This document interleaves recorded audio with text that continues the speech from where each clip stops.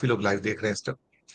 तो दूसरा मुद्दा आता है सर, वो केजरीवाल साहब का तो लगता है कि बड़ा परेशान हो गया, अब तो एमएलए भी नहीं बचे।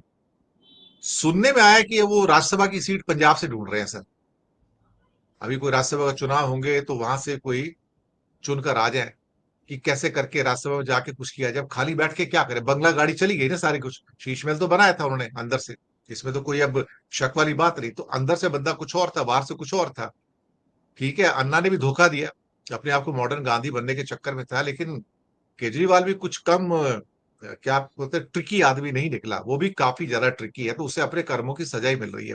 तो मेरी उसकी हार के प्रति कोई संवेदना नहीं है, क्योंकि केजरीवाल के मुख से भी चीजें ऐसी आई हैं कि उसके आगे जितने उनके साथी थे वो सारे बर्बाद कर दिए गए एक एक करके। कोई नहीं टिक पाया। प्रशांत भूषण था, कुमार विश्वास था, योगेंद्र यादव थे, ना जाने पूरी फेरिस्त थी आम आदमी पार्टी की, जो एक एक करके सबको इस आदमी ने किनारे लगा दिया था। तो कुछ नहीं, इसे अपने कर्मों का फल मिल रहा है। और लेकिन आपको क्या लगता है, केजरीवाल और आम आदमी पार्टी का भविष्य है क्या अल्टीमेटली सर? 2030 तक दो 2030 तक? 2030 तक आम आदमी पार्टी टिमटिमाती रहेगी, और 2027 तक कम से कम केजरीवाल जी का समय अच्छा होता नहीं दिखता है। देखिए, राज्यसभा वो चले जाते हैं जबरदस्ती, उसको आप अच्छे समय में नहीं गिन सकते। कहाँ ओके। वो 67 सीट पूर्ण बहुमत से भी कहीं ज्यादा बहुमत, और 62 सीटें, मुख्यमंत्री।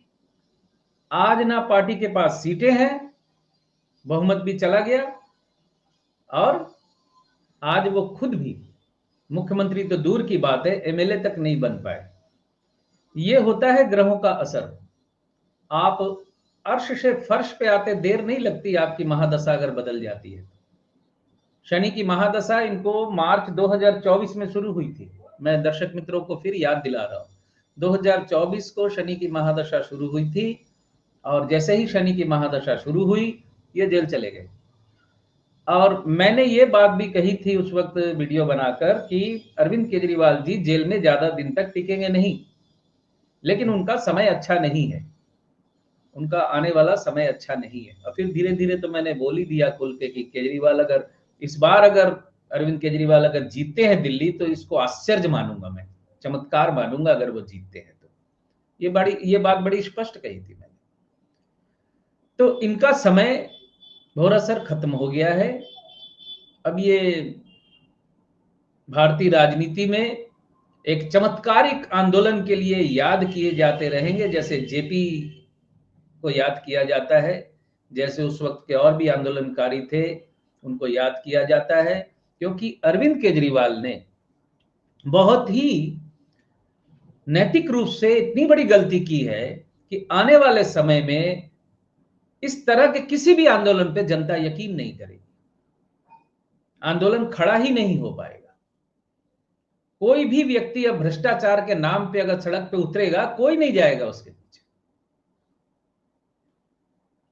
मुझे याद है 2015 में जब वो जीते थे, उसके बाद फिर जब जीते थे, फ्री वाईफाई ये वो हैन तैन सारी बातें बोलकर जब ये सत्ता में आए थे, सरकार बनने के पहले ही मीडिया बाइट आने लगी थी इनसे इनकी कि फ्री वाईफाई देना उस तरीके से संभव नहीं है, हम फ्री देंगे सब कुछ, केंद्र सरकार हमारी मदद करेगी तब।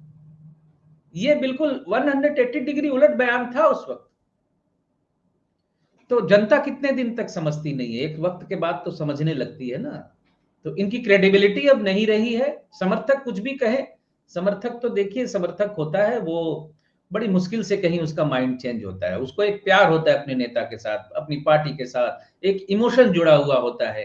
तो ये सारी चीजें हैं। समर्थकों को भी मैं गलत नहीं बोल रहा, अच्छी बात है किसी के साथ वफादारी करना, लेकिन फिर आपकी वफादारी के चक्कर में देश राज्य समाज अगर खराब हो रहा है, खत्म होने के कगार पे जा रहा है, तो फिर आपको अपनी वफादारी को भी रीचेक करना चाहिए, रिव्यू करना चाहिए कि मैं क्या कर रहा हूँ।